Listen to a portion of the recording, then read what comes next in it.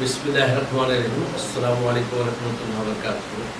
আজকে যে উদ্দেশ্য আমি এখানে বসেছি বিচ্ছেদকরণ তদবির নিয়ে আপনাদেরকে কিছু কথা বলবো এবং এই কথাটা বলার উদ্দেশ্য হল বিচ্ছেদকরণ কিছু তদবির করার জন্য।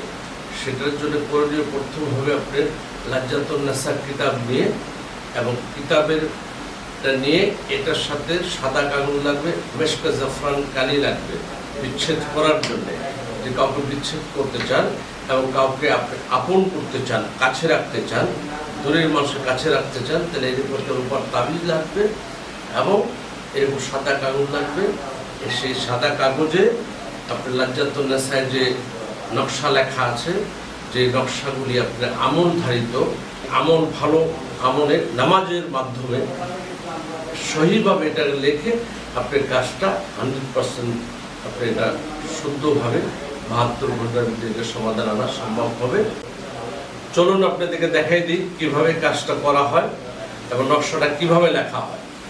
তদবিরটি লিখতে হলে এখানে যে উপকরণগুলি আছে, এই যে মেশকে জাফরান কালি, 1 নং ইরানি জাফরান কালি, এটা কলম, এই লাজ্জাতুন নাসা কিতাব, একটা রূপার কবজ, এটা লাগবে। এবং যে নকশাটি আপনাকে আমি আঁকিয়ে দেখাচ্ছি, এভাবে আপনি 4টা ঘর করবেন।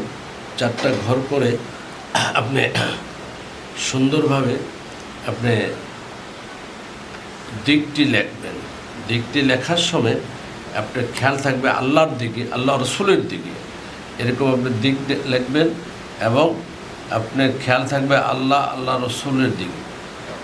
যেটা লেখার পরে আপনার কাজটা কোথায় কি করতে হবে সেটা আমি আপনাকে এখনই বুঝিয়ে দিব এবং সেই জিনিসটা আপনি বোঝার জন্য আপনি সুন্দরভাবে আপনি খেয়াল রাখবেন। এই যে নকশা 4টা, এই নকশাটা আপনি কাউকে যাকে বিচ্ছেদ করবেন তার নামটা তাবিজের 2 পাশে লিখে এই মাদুলিতে ভরে আপনি পানিতে ফেলে দিবেন, অর্থাৎ একটা নিম গাছের নিচনে ফেলে দিবেন।